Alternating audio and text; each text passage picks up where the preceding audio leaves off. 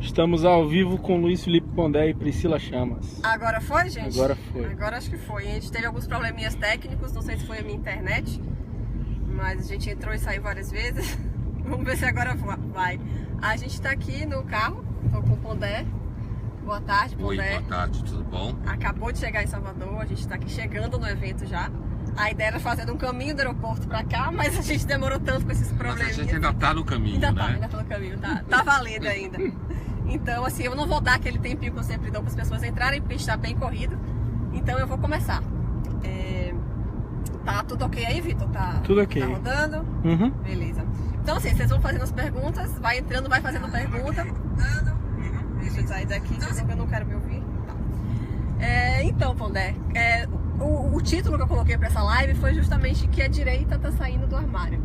Assim, quando eu falo direita, na verdade, eu não falo só que seja a extrema direita, o pessoal do Bolsonaro, inteiro. O espectro da não esquerda, na verdade, né? Isso mesmo. Eu não me acho de direita, mas sim, muita gente coloca a gente no mesmo balaio. Então, para resumir a história, eu coloquei a direita, mas...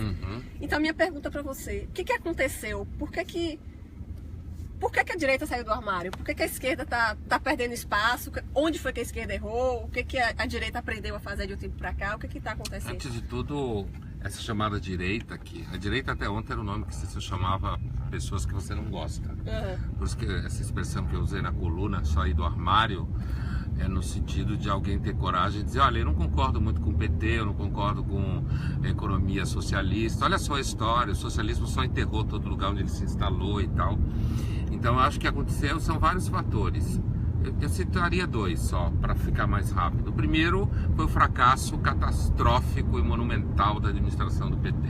Sim. Né, que era uma expectativa salvacionista. Dois, porque passou o tempo do período da ditadura e você já tem gente que nasceu e não se sente mais culpado com a ditadura. E um grande jogo, a ditadura ajudou muito a esquerda, porque a esquerda saiu da ditadura como se ela fosse democrática e santa, o que ela nunca foi. E isso ela saiu com certo capital moral muito ativo, principalmente sobre os jovens e sobre a produção de conteúdo em geral, como mídia, professores, artistas e tal, como até hoje em grande parte é. Mas com o distanciamento da ditadura e o fracasso do PT, foi possível começar a aparecer gente que não se vê identificado com esse universo marxista grosso modo. E que, como estava longe da ditadura, não tinha mais vergonha de sair do armário. Dizer, olha, eu andei olhando a história e vi que a esquerda enterrou todo lugar onde ela ficou. Cuba é um lixo, a União Soviética quebrou. Todo lugar onde você teve uma sociedade mais à esquerda, no sentido econômico e político, ou virou ditadura, ou virou fracassado economicamente. Mas para você, assim, é uma direita que sempre existiu, só não tinha coragem de se assumir de direita? Ou foi uma direita que foi formada, digamos aí, pelo governo Dilma, pelo fracasso do PT? Eu acho que existe duas coisas. Primeiro, a população normalmente ela não é nada, nem de esquerda nem de direita. O grosso da população, ela quer, na dependência de quanto ela tem para comer e viver, ela quer que a sobrevida dela seja garantida de alguma forma. Sendo essa garantia vista através de um espectro de análise econômica mais sofisticada, seja essa garantia vista de uma forma menos sofisticada, ou seja, eu sou pobre, eu quero que Dilma salve minha vida, ou Lula, seja lá o que for. Então, mas o grosso da população não gosta de ver homem nu em museu, como aquele debate em São Paulo, não gosta de criança em escola em que tem representação de gays, e não gosta muito dessa ideia, aquela história. Você pergunta para uma pessoa se ela tivesse 10 carros, o que ela faria, ela diz que ficaria com um e daria 9 para os outros. Você pergunta para ela se ela tivesse 10 camisetas, o que ela faria, ela diria nada, porque eu tenho 10 camisetas. Então as pessoas normalmente sonham com partilha daquilo que não é delas. Então, o que eu estou tentando dizer é o seguinte: no grosso da população as pessoas tendem a um certo conservadorismo moral, fora de grandes centros acumulados assim de sociedade mais cosmopolita, e está preocupado mesmo com a sobrevivência. Então, o que eu acho é que com o tempo, passando com o fracasso do PT e com a distância da ditadura, as pessoas começaram a colocar para fora o que elas pensam, inclusive tendo opiniões um tanto reacionárias sobre uma série de coisas. As mídias sociais ajudam hoje a todo mundo falar o que quer e colocar em circulação o que quer, com uma certa segurança, porque você está no seu aparelho atrás do seu aparelho. Agora, ao mesmo tempo, aconteceu um fenômeno na mídia, não na universidade, porque a universidade continua o mesmo lixo impermeável na sua quase totalidade ao debate político de verdade, mas a mídia em geral, a impressa, a televisão, o rádio e as mídias sociais trouxe à tona certos formadores de opinião, como eu e outros, que começaram a chutar o pau da barraca. E começaram a trazer bibliografia, conteúdos, análises, referências, que essas pessoas, principalmente as mais jovens, começaram a se identificar com isso.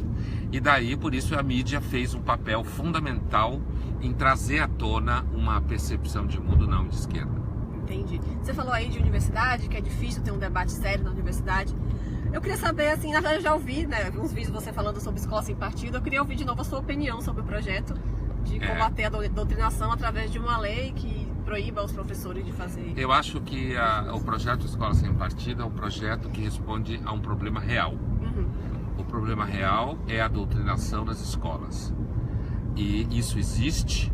Eu tenho amigos, colegas de trabalho muito inteligentes que negam isso por motivos ideológicos e políticos, mas é descaradamente verdade que em grande parte das escolas, principalmente escolas de classe média alta, você tem um discurso na área de humanas, grosso modo, bastante próximo à esquerda.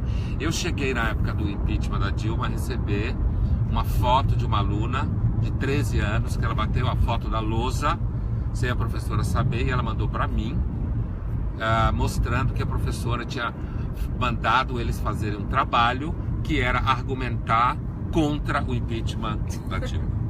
Assim como eu recebi e-mail de um aluno em que o professor dele, isso na universidade, deu duas opções de avaliação final: ou ir a manifestações contra o impeachment para praticar a política, teoricamente, ou fazer prova oral sobre todo o conteúdo da matéria.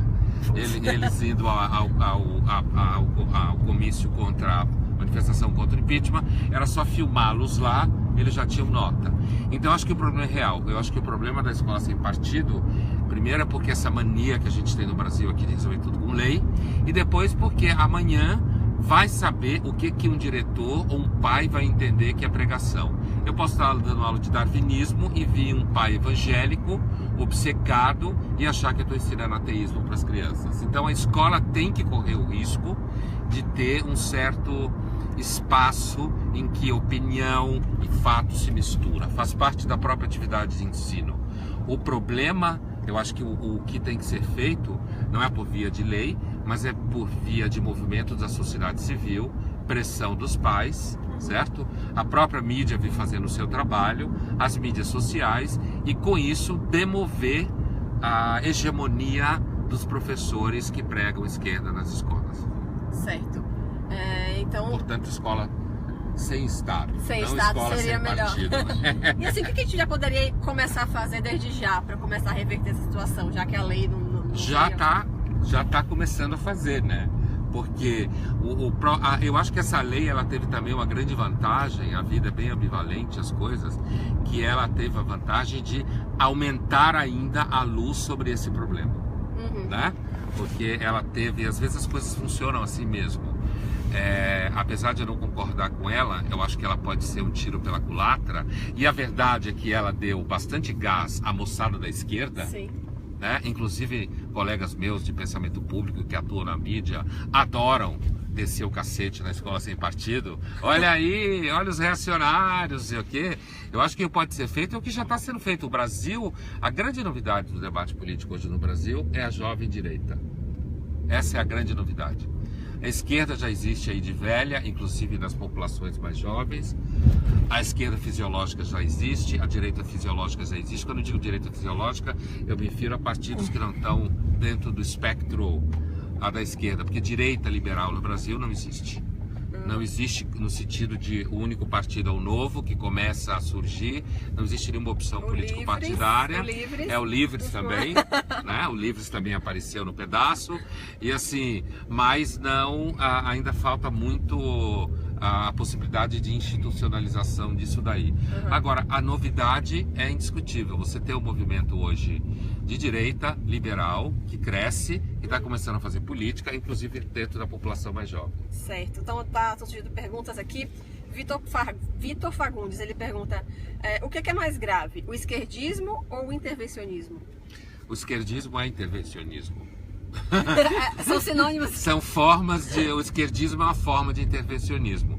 Se com isso ele quer dizer o intervencionismo militar, por exemplo, eu acho que os dois são o mesmo lixo. E não acho nenhum dos dois boa ideia. Tá respondido então, Vitor. Luiz Lopes fale um pouco do globalismo. O que você acha de globalismo? O globalismo, se por globalismo a gente quer dizer o capitalismo se tornando global, não tem jeito a dar. Ele se torna cada vez mais global, isso vai criar transtornos enormes nos povos, nos preços, quanto mais chinês, menor salário, porque eles trabalham de graça. Então, o que eu acho é que é um processo inevitável, a não ser que o capitalismo quebre.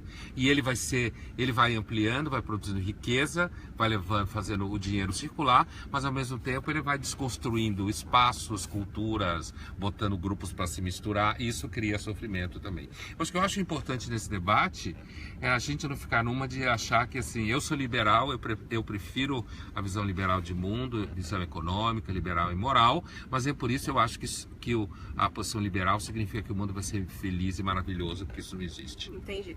Paulo Henrique, queria saber se alguma vez a imprensa já tentou influenciar você. A grande imprensa, no caso. Bom, eu sou parte da grande imprensa, então eu nunca senti a grande imprensa querendo me influenciar. Agora, de modo institucional, se é o primeiro entendimento da pergunta, no sentido, digamos assim, os grandes caciques econômicos que administram coisas como o jornal Folha de São Paulo, de forma nenhuma, nem a Bandeirantes, não. Isso não existe. Existe um mito popular de que os donos dessas grandes marcas ficam manipulando as pessoas. Na realidade, você no seu blog é muito mais manipulado por um monte de coisa do que exatamente dentro de uma redação de jornal gigantesca, em que você tem vários níveis hierárquicos que se entrecruzam. Então, nunca senti nenhuma pressão da grande imprensa. Se por grande imprensa ele quer dizer o trabalho cotidiano dentro da grande imprensa, tampouco me senti manipulado. O que você sente às vezes é que alguém pode trazer uma opinião que você não pensou e você pensa e você diz, talvez isso não tenha razão. Mas isso faz parte do próprio trabalho do debate público. Entendi. Pergunta para o professor como ele chegou às ideias do conservadorismo britânico. Ariel Prado pergunta. Eu cheguei principalmente, olha, essa resposta é longa, tá?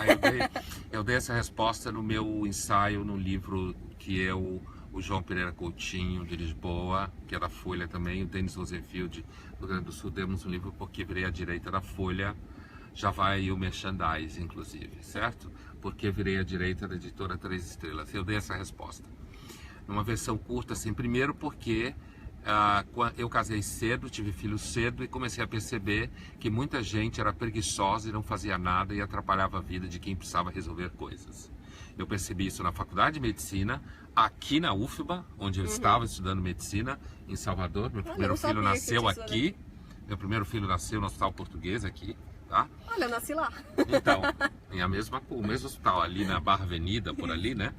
Então, assim, a primeira coisa foi a experiência concreta, porque como eu virei adulto muito rápido, eu percebi que o movimento estudantil era um movimento que normalmente manipulava, isso na UFBA na época, manipulava para não ter aula, com pautas ideológicas e nem um pouco democráticas. Então isso foi uma das razões. Isso me criou um mal-estar com relação à visão de esquerda. Depois, por perceber que quando você precisa fazer coisas, normalmente as pessoas que falam no coletivo, elas não querem fazer nada, que elas querem jogar o problema para quem vai atrás e resolve.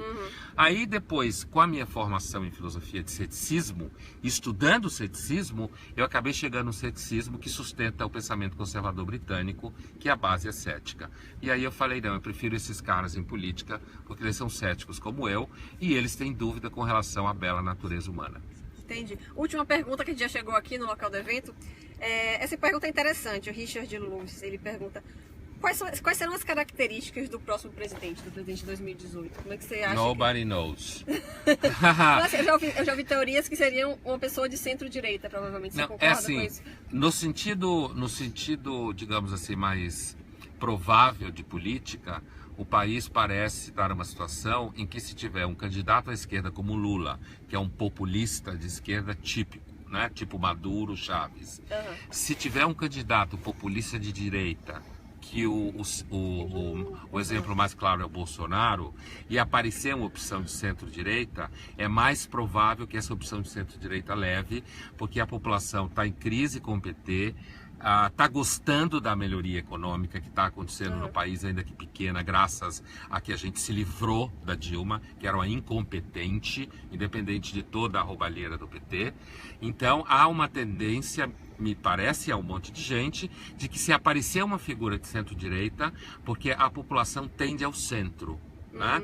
Então, se aparecer uma pessoa de centro e hoje com um discurso que vá no sentido de enxugar, seja uma pessoa, enxugar a máquina do Estado, eu quero dizer, que enxugar a corrupção também, no sentido de que seja uma pessoa com histórico um pouco distante ou bastante distante dos escândalos de corrupção, essa pessoa tende a catalisar. O problema é que ela não existe.